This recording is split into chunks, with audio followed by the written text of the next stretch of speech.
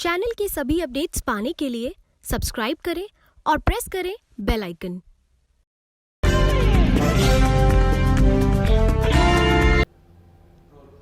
नमस्कार, India time 24 news में आप सभी का स्वागत है। मैं हूं अनुज मिश्रा। हमारी खास पेशकश राजनीतिक हलचल में आज हम बात करेंगे कुलदीप सोलंकी से। किसी परिचय के मोहताज नहीं है। डिप्टी मेयर रहते हुए बहुत से काम किए इन्होंने और भाजपा के कई पदों पर आसीन होकर भी भाजपा की सेवा की है। आज बातचीत करेंगे चुनाव प्रचार के दौरान किस तरह से चल रहा है चुनाव का ये जोर और कहां खड़ी है भारतीय जनता पार्टी।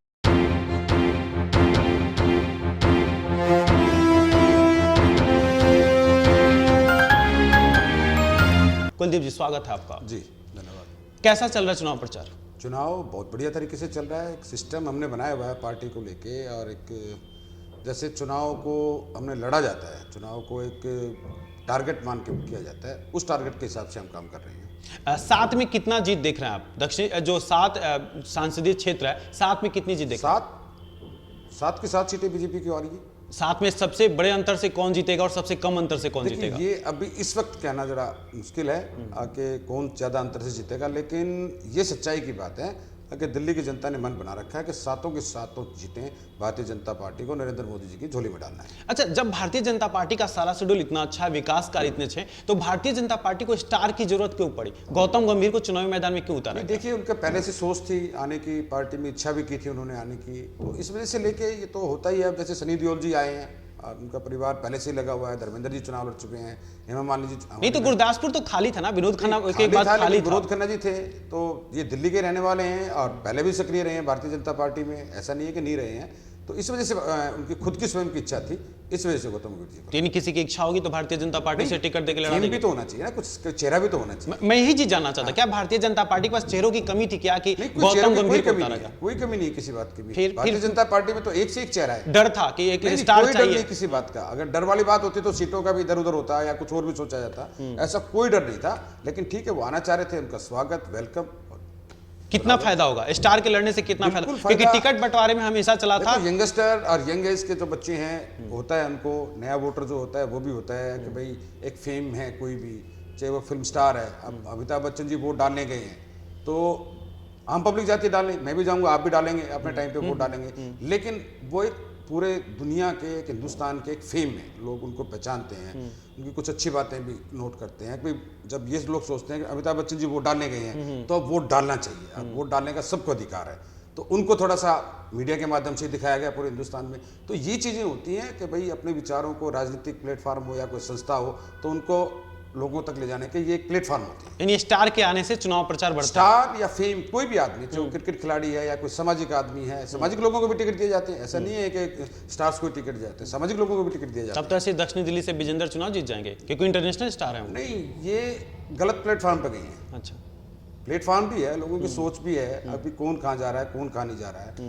तो ये चीज अलग अलग स्टेज पे अलग अलग चीजें हैं। दोनों स्टार ही है ना, वो भी इंटरनेशनल है, वो भी इंटरनेशनल स्टार है। मैं स्टार है बिल्कुल, इसमें नो डाउट, कोई दिक्कत नहीं इस बात की, लेकिन वो खिलाड़ी हैं और उन्होंने प्लेटफॉर्म ही अलग अलग तरीके का चुना है। यानी बीजेपी से स्टार आएगा तो चुनाव जीत जाएगा? ऐसा नहीं है, ऐसा नहीं है। बीजेपी आज की तारीख में उनकी सोच, राष्ट्र के प्रति उनकी सोच, और जो पिछले 5 साल का मोदी जी का कार्यकाल रहा है या उससे पहले अटल जी का कार्यकाल रहा है 2004 तक, उन चीजों को देख के भी इन्होंने बेसिक काम किए हैं। बीच में गैप रहा 10 साल, किसी वजह से 2004 में नहीं आ पाई सरकार, तो गैप रहा है। अब 5 साल का कार्यकाल देखा है भारतीय जनता पार्टी का, मोदी जी की सरकार को देखा है, लोगों ने पहचाना है। तो इसलिए मैं कह रहा हूं कि भारतीय जनता पार्टी की तरफ लोगों का रुझान हुआ है, इस बात को लेकर मैं कह रहा हूं। और 10 साल का कार्यकाल यूपीए 2 का भी देखा है, और उसमें क्या हुआ, कितने भ्रष्टाचार हुए, कितना क्या हुआ, वो सब लोगों को जाहिर है। इसलिए हिंदुस्तान की पब्लिक ने कांग्रेस को नकार दिया था।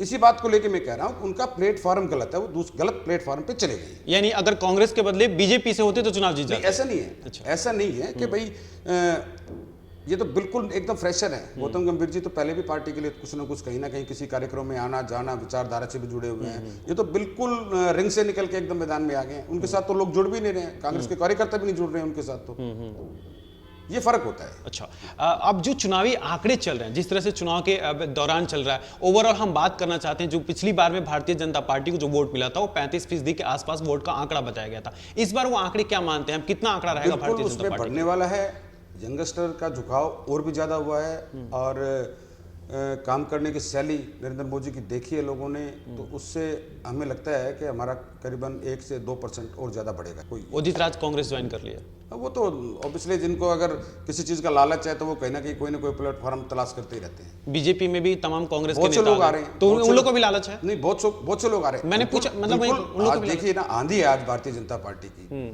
तो आंधी के साथ सब जुड़ना चाह रहे हैं। अभी हम भी चलें साथ में, हम भी चलें साथ में। क्या लालच हो सकता है? आप तो चूंकि राजनीतिक प्लेटफॉर्म का लालच होता है। कुछ लोग ऐसा नाम के लिए काम करते हैं, कुछ लालच के लिए राजनीति में काम करते हैं। तो ऐसे लोग जो इधर से उधर घूमते हैं, तो पार्टी भी उनके बारे में सोचती है और समय आने पर उनके साथ जैसा भी होगा वो किया जाए। अब माहौल क्या रहेगा? चूंकि तमाम बदलाव हो चुके हैं, तमाम बदलाव के बाद राजनीतिक स्थिरता कहां जाकर रुकेगी? नहीं, राष्ट्र स्थिर है। अब तो 3 दिन का और चुनाव बाकी रह गया है और 12 तारीख को वोटिंग है। और मैं तो फिर एक बार ये कह रहा हूँ, और दिल्ली की जनता जैसे हम घूमते हैं, लोगों के पास जाते हैं, बात करते हैं, तो 100% मन बना चुके हैं लोग कि सातों के सातों सीटें नरेंद्र मोदी जी की झोली में जाने वाली हैं। मैनिफेस्टो को एक बार अगर आप गौर से देखेंगे, चाहे वो परेश वर्मा का हो, चाहे रमेश बिधुड़ी को, उसमें तमाम ऐसे कार्यों का उल्लेख किया गया है जो नगर निगम या दिल्ली सरकार करती है। क्या ये जायज है किसी सांसद के लिए? नहीं, देखिए ऐसा है, मैनिफेस्टो तो केंद्र से आया है, उन्होंने अपनी अपनी बातें रखी हैं, लेकिन आम लोगों को, जो जनरल रहने वाले लोग हैं, उनको थोड़ी सी जानकारी का थोड़ा कहीं ना कहीं अभाव भी हो जाता है।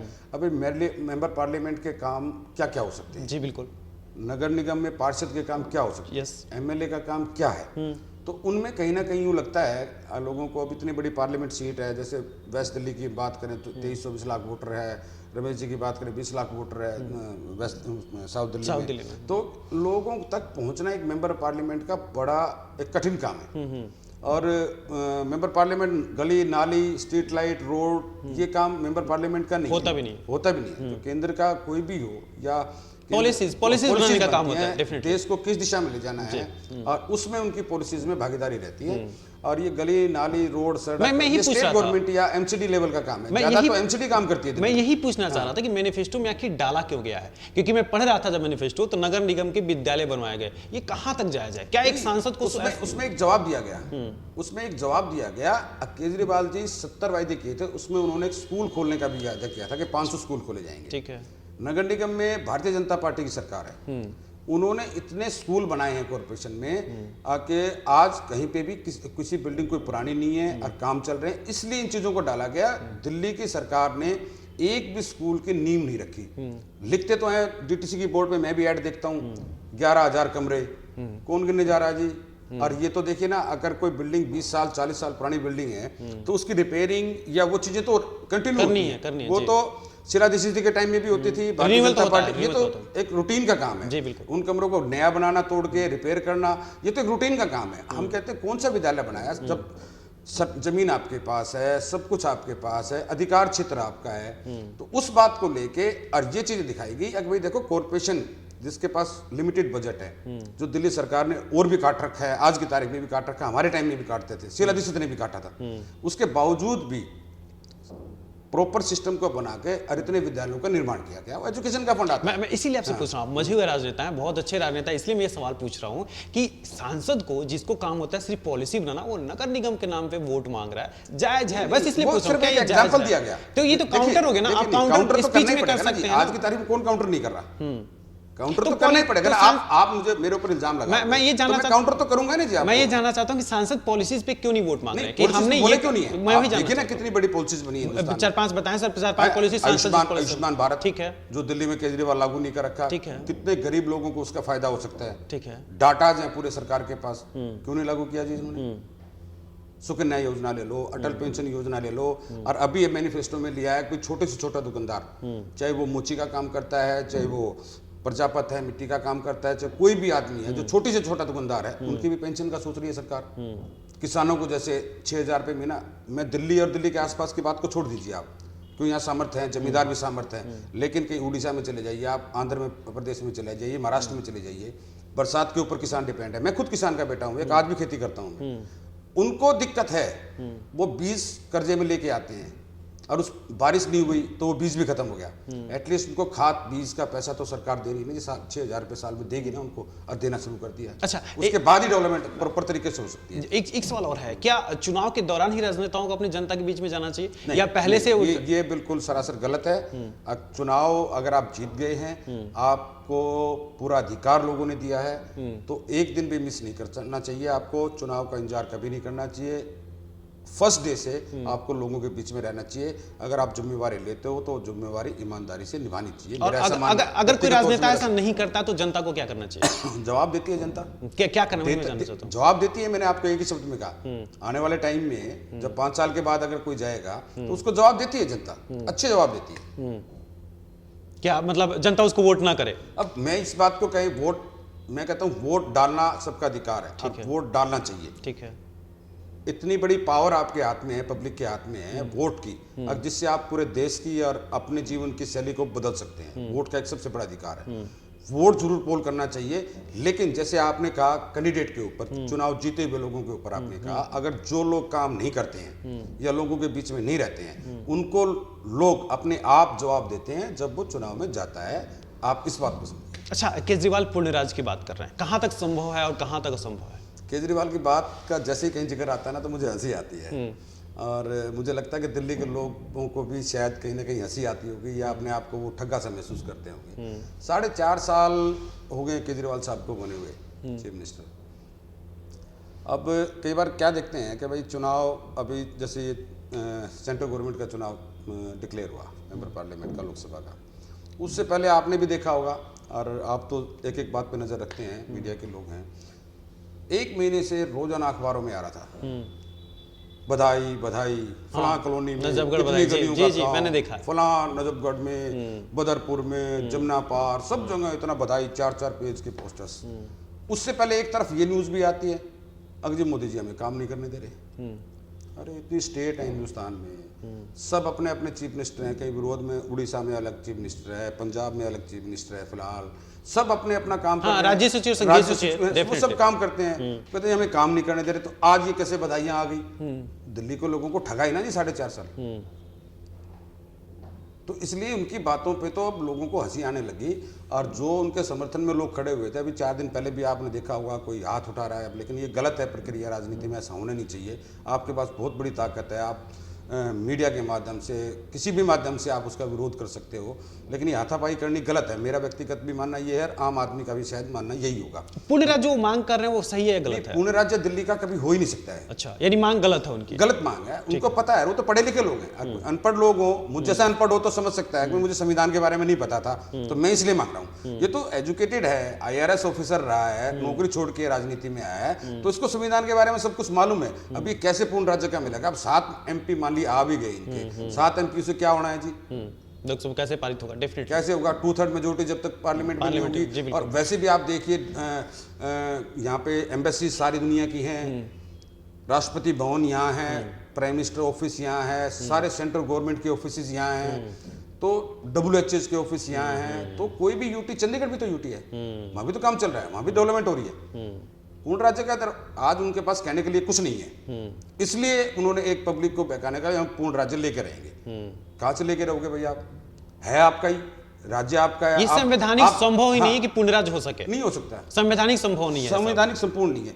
पालम विधानसभा से चुनाव कौन लड़ेगा? पार्टी तय करेगी ना। आप तैयारी तो कर ही रहे होंगे? तैयारी तो सभी कार्यकर्ता करते हैं। बात हुई होगी आपकी, टिकट जब काटा गया था तो बात हुई थी। पार्टी का एक कार्यकर्ता हूँ और तैयार हूँ, पार्टी का आदेश होगा, पार्टी का जैसे ही आदेश होगा तो कार्यकर्ता सभी तैयारी करते हैं। विधुड़ी जी तो आश्वासन दिए होंगे, पार्टी ने भी आश्वासन? देखिए, पार्टी, हमारे यहाँ कोई सिस्टम नहीं है ऐसा आके आश्वासन दिया जी आपको हम टिकट देंगे, वहाँ से हम ये करेंगे, आप पार्टी का काम करते रहिए। हमारे यहाँ एक समिति के अध्यक्ष जो होता है, एक बूथ का अध्यक्ष जो होता है, उसको भी टिकट दिया जा सकता है। इसीलिए मैं इसके साथ ही एक बात जोड़ दूं कि आज भारतीय जनता पार्टी में नहीं पता कि हमारे राष्ट्रीय अध्यक्ष अमित शाह जी हैं, नेक्स्ट अध्यक्ष कौन होगा, आज भी किसी को नहीं पता। लेकिन कई जगह जो परिवारवाद की राजनीति चल रही है या कहीं और चल रही है, अभी भी लोग आज ये कहने लगे भाई आज राहुल गांधी। अच्छा, परिवारवाद की बात करते हैं आज साहिब सिंह वर्मा के पुत्री तो परवेश वर्मा, ये भी तो परिवारवादी है। नहीं, वो रहे नहीं ना फादर उनके, उनके मतलब फादर है तो रहे नहीं ना, परिवारवादी लेकिन सर। अब उन्होंने 30 साल 35 साल 40 साल पार्टी में लगाए हैं। वो ये भी स्टार्टिंग से राजनीति में काम कर रहे हैं, राजनीतिक क्षेत्र में काम कर रहे हैं। अब ऐसे तो आप कहेंगे कि पंकज सिंह भी एमएलए है, राजनाथ जी लेकिन के अगर सुपुत्र जब आप एक बात भी देखिए, उनसे पहले उन्होंने कहा कि नहीं अभी इनको और संगठन का काम करने दीजिए, उसके बाद चुनाव लड़ेंगे। ये भी वर्ड याद होगा जब राष्ट्रीय अध्यक्ष थे तो यूं तो आप मेरे ऊपर भी इल्जाम लगा सकते हैं। अभी मेरे ताऊजी ने भी सन 62 में पहला चुनाव लड़ा था जनसंघ के टाइम से, लेकिन हम पार्टी में सक्रिय हैं हर वक्त। अगर मेरे और भाई तो नहीं करे ना जी, और भाई तो नहीं करे नहीं सब। अगर मैं पार्टी में सक्रिय हूँ, पार्टी के लिए संगठन के लिए काम कर रहा हूँ, तो राजीव जी को एक ही लड़के ना, राहुल जी, राजीव जी है नहीं तो उनका भी तो सही है। मैं वही उसी बात पे आ रहा था। राष्ट्रीय अध्यक्ष कौन होगा, उसी बात पे आ रहा था। आज राहुल जी हैं राष्ट्रीय अध्यक्ष, तो कल आपको भी लग रहा होगा, मुझे भी लग रहा है, अगर उनकी बहन राष्ट्रीय अध्यक्ष होंगी उनकी पार्टी की। तीसरा तो कोई नजर नहीं आ रहा ना जी। लेकिन भारतीय जनता पार्टी में ये है, आज मनोज तिवारी जी हैं दिल्ली प्रदेश अध्यक्ष, नेक्स्ट का नहीं पता कौन बनेगा। अब ये तो नहीं मनोज तिवारी जी के घर से बनेगा कोई, मैं भी बन सकता हूँ, एक जनरल कार्यकर्ता भी बन सकता है। जैसे संगठन तय करेगा, कमेटी है वो तय करेगी, कोई प्रदेश के अध्यक्ष होंगे। टिकट कटता है तो दुख होता है? मुझे नहीं होता। क्यों, मतलब लगा नहीं कि अब क्या नहीं, करेंगे? कभी ऐसा महत्वाकांक्षा लेकर राजनीति में आए नहीं ना जी, और नहीं महत्वाकांक्षा है। जितने दिन अब आपने समाज सेवा करनी है तो आप किसी भी तरीके से कर सकते हो। स्वयं सेवक हैं हम, स्वयं सेवक रहते हुए भी समाज सेवा करते हैं। राजनीतिक अगर जिम्मेवारी है तो राजनीतिक में रह के भी सेवा करनी है, वो आज भी सेवा कर रही हैं। आगे जो जिम्मेवारी मिलेगी। इंसान होने के नाते मैं जानना चाहता हूँ कि रमेश बिजली की दो कमियां कौन कौन सी हैं? इंसान होने के नाते, राजनीतिक बातें तो बहुत होती हैं। दो कमियां क्या, एक ही कमी है रमेश बिजली में, बताएं। वो सच्चाई बोल देते हैं और जो कार्यकर्ताओं को कड़वा पसंद नहीं आता, कड़वा बोलते हैं। वो सच्चाई कड़वी होती है। ठीक है, आपने कड़वा बोला, मैंने सच्चाई बोला, वो सच्चाई बोल देते हैं और वो सच्चाई हमेशा लोगों को कड़वी लगती है, चाहे इसमें कार्यकर्ता हो या कोई पब्लिक हो। इसके अलावा रमेश जी बहुत मेहनती आदमी हैं, संगठन को मजबूत करने वाले आदमी हैं और एक एक अधिकारियों की नब्ज पहचानते हैं कि पहले विधायक रहे हैं, कैसे काम कराना है, पब्लिक के हित का कैसे अधिकारियों से काम कराना है, काम अधिकारियों ने करना है। तो उस वजह से कहीं ना कहीं लोगों को लगता होगा कि शायद वो उनकी भाषा ठीक नहीं है या कुछ नहीं है। वो सच्ची बात बोलते हैं, गांव के रहने वाले हैं, हम भी खड़ी भाषा बोल देते हैं, हम भी गांव के रहने वाले हैं, तो खड़ी भाषा बोल देते हैं तो वो लोगों को चुप जाती हैं। उनके मन में किसी के प्रति पेट पाप, या मैं इतने दिन से उनको जानता हूँ, मैंने कभी आज तक नहीं देखा। हमसे बातचीत करने के लिए शुक्रिया जी, धन्यवाद। ये थे कुलदीप सोलंकी। बड़े ही बेबाक अंदाज में सभी बातों का जवाब दिया और साफ साफ कहा कि किस तरह से जो है वो भारतीय जनता पार्टी जो है वो आगे बढ़ रही है और क्यों भारतीय जनता पार्टी 7 सीट जीतने में कामयाब होगी। लेकिन गौरतलब पहलू तो ये होगा कि ये परिणाम जो है वो 23 तारीख को ही पता चलेंगे कि भारतीय जनता पार्टी के खाते में कितनी सीट जाती है। चैनल की सभी अपडेट्स पाने के लिए सब्सक्राइब करें और प्रेस करें बेल आइकन।